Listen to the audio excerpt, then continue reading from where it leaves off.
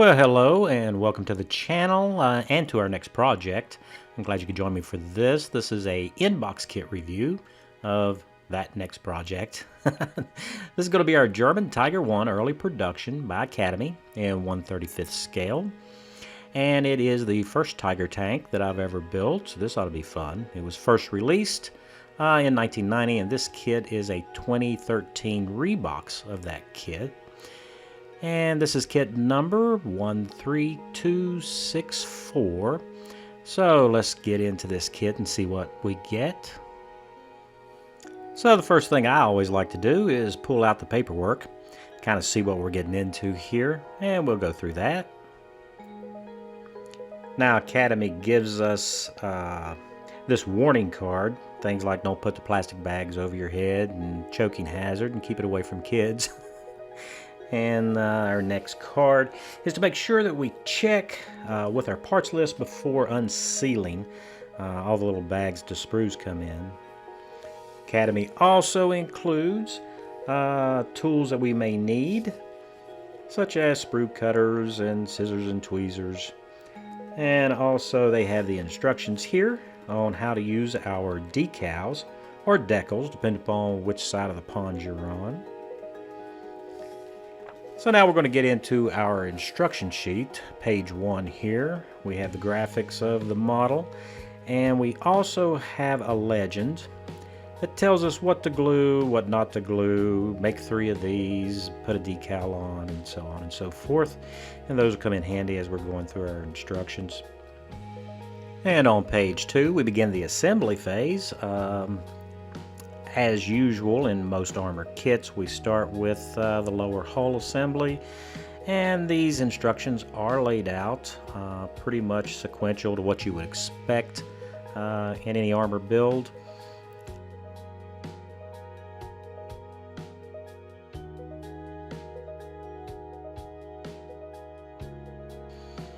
So we do have a picture here of our different types of air cleaners. We have 2 types, the first type and then the latter type on the early Panzer.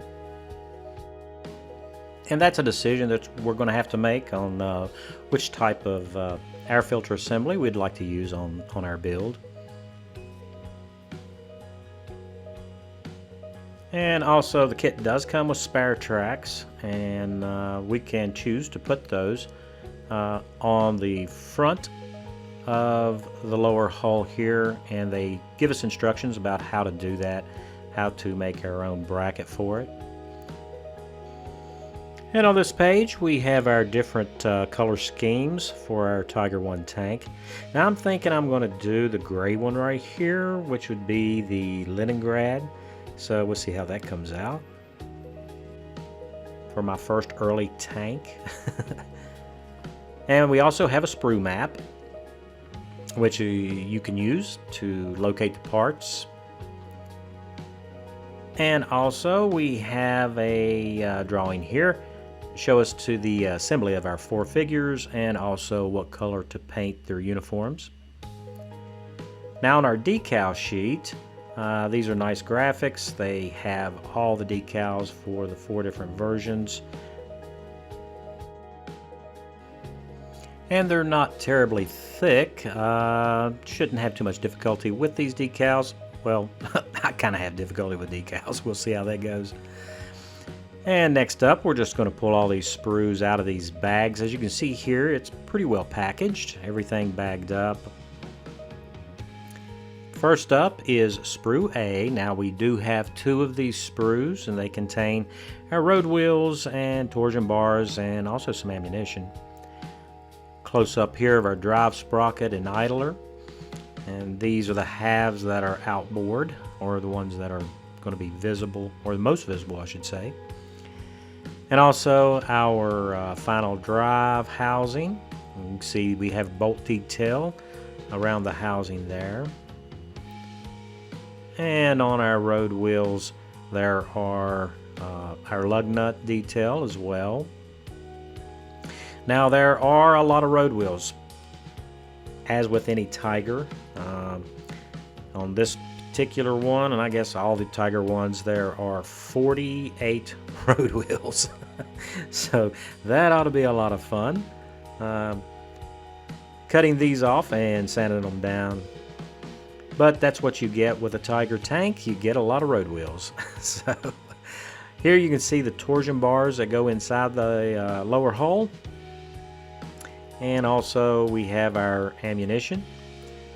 If you want to display this with figures and maybe the crew loading ammunition, so we have that. Next up is sprue B, and it contains a lot of the other hull parts, upper hull, and the front fenders and the glacis plate. I think it's called a glacis plate. Nice detail on the hinges, and also here on the top portion of the hull we have our brackets for our headlights on the corners there, and then for our engine deck it's really nicely molded, and they have those nice big beefy hinges there, and then the grill doors also for the fans, they're well molded as well, and a lot of the bolt detail on those. And we have our rear armor plate where the exhaust system goes, and also the air cleaners mount too. Here you can see those rear fender extensions with the brackets and the hinges, and those look nice. And the front armor plate with the driver's visor and the swivel machine gun mount already molded in. Now Academy gives us these molded tow cables, and I think those are also the sections for the cleaning rods for the barrel. And we also have the track install cables that go on the side of the vehicle as well. And here's the underside of sprue B. You can see there are pushpin marks from the molding process, but I don't think any of these are going to be in our way. Next up is sprue C, and that's going to have turret and mantlet and hatch details. Take a closer look here. Our turret is made up of two pieces, but I don't think it's going to be a big deal on the rear seam. That's where our toolbox goes. And then we can see the top of our turret here. These turrets didn't have a lot of detail on them. Close-up of our hatch detail. So we got our loader's hatch and our commander's cupola hatch. And here's the segments that we need for building up the commander's cupola as well. Now you can pause this video at any time if you want to take a longer look at these details, but I think these pictures are pretty crisp and clear. You should be able to see all the detail you need. Our gun mantlet. Now this kit has a two-piece barrel, and for any kit that first came out in the 1990s, that's kind of what you get. Now the inside of the turret does have a little bit of detail, but it also has some push pin marks, as you can see there. This is the underside also of the turret roof. But there's not a lot being built up in here. I think that this kit has a sister kit that has interior detail. I think it's a full interior kit. But on this particular one, not so much. I don't think we're going to model it with the hatches open. We'll have to think about that. Here are our smoke grenade launchers, the brackets for those. And our next sprue is sprue D. Now sprue D has these air cleaner assemblies. This is where the filters are for the engine, and they mount on the rear plate, rear armor plate of the hull. These are the early type right here. The previous ones were the latter type. And we also have a box that goes on to the back of the vehicle. You can see the square type shovel there. Now these are the hatches for the radio operator and the driver. And of course, no German vehicle is complete without a jack.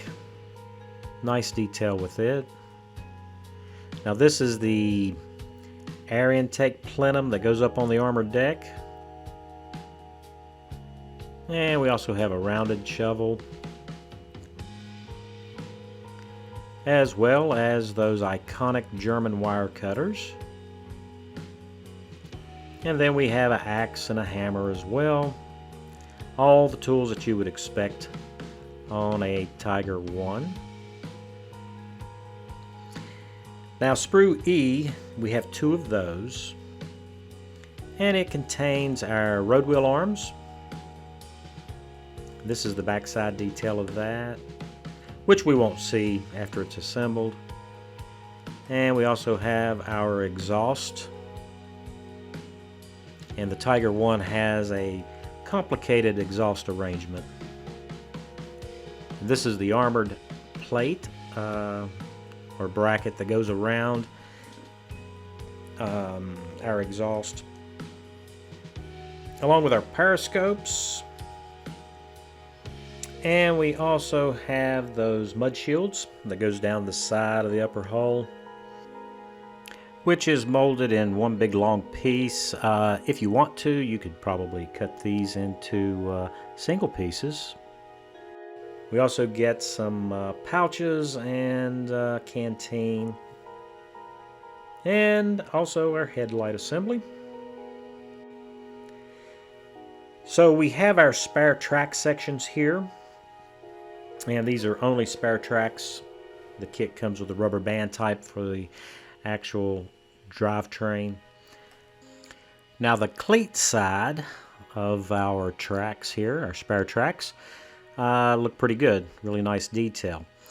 But on the road wheel side, not so much. We have some push pins here that's going to have to be filled. And this small sprue here, sprue X, has the intake tubes for our air cleaners. And we also have polycaps. Hopefully these polycaps work well and we'll be able to put these wheels on separately. Now our next sprue has our crew members. So we do get 4 crew members with this kit. We'll take a close look at some of these details. Now, first thing that you'll notice right off is that at the mold seams, there are a little bit of flash, is a little bit of flash. The details on the uniforms themselves are not real crisp, but if you choose to make up these crew members and paint them up, it shouldn't be too big of a deal. As always in these older kits, it seems that the crew members are like an afterthought. It's kind of the feeling I get looking at these. However, they shouldn't be that big of a deal when it comes to cleanup. Now, we do get like an MP40 here and the magazine pouch for him, so that's nice. Also, we have a cap. A lot of times the crews just have helmets, so it's nice to see a soft cap. And here you can see the head detail from the back. One of the crew members here. And of course, where would you be without your iconic German helmet? That's the one thing that anytime you see a German vehicle or a German crew, you expect to see those. So now we're going to take a look at our bathtub style hull. As you can see, we have some detail on the inside. There are markings here, which I suspect has to do with the full interior kit. And we can see also the sockets where our road wheel arms are going to go. It's nicely molded. And then we flip it over, take a look at the underside. And as you can see here, we've got that nice scalloped seam detail that is usually missing on most other kits, and it's on the bottom portion of the hull as well as the underside of the sponson as well, so that's nice to see. And here we can see the weld detail where the rear plate is welded up to the side plates. Now we have rubber band type tracks for our vehicle, and we'll take a quick look at those. As you can see, the detail is pretty good. We also have those little bitty crossbars that are molded in, and this is the road wheel side of our rubber band type tracks. These tracks are really thick, and that gives the impression of real weight. Of course, you can always upgrade and replace these if that's your goal and what you'd like to do. And that's everything that's in the box. So I've got a lot of work to do, especially when it comes to road wheels, 48 of them. Looking forward to that.